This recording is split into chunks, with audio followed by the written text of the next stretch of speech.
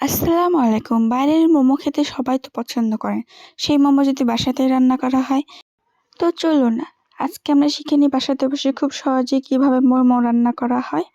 তো ফার্স্টে আমাদের মাংস লাগবে। মাংসগুলোকে এভাবে টুকরো করে কেটে নিবেন। এর মধ্যে আমরা আটাটাকেও সেনে নিব হালকা তেল দিয়ে, যাতে আটাটা একটু নরম হয়।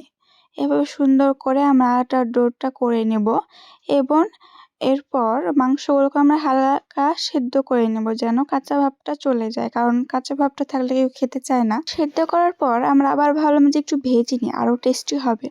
তো সব ধরনের মশলা নিয়ে আমরা ভেজে নেব। এখানে গাজর, তারপরে ধনেপাতা, পেঁয়াজ সব কিছু আমরা দিয়ে দিব, মরিচ, পেঁয়াজ।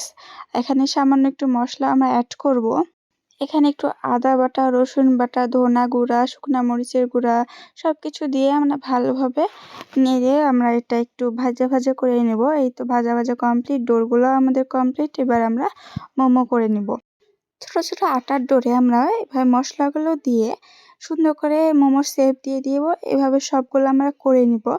তারপর আমরা রাইস কুকারের ঢাকনাতে হালকা তেল এভাবে মালিশ করে নেব, যাতে মোমোগুলো সুন্দর করে উঠে যায়। তারপর রাইস কুকারে পানি দিয়ে দেবো। কিছুক্ষণ গরম হওয়ার পর আমরা এখানে মোমোগুলো উপরে দিয়ে দিব। তাহলে ভাবে এটা মোমোগুলো হয়ে যাবে। এই তো আমরা ঢেকে দিলাম।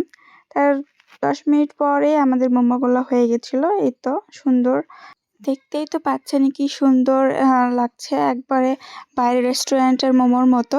খেতেও অনেক টেস্টি হয়েছিল, যেহেতু আমরা সব ভেজে নিয়েছিলাম, ভিতরে কাঁচা ভাবটা নাই। তো আজকে এই পর্যন্তই। আল্লাহ হাফেজ।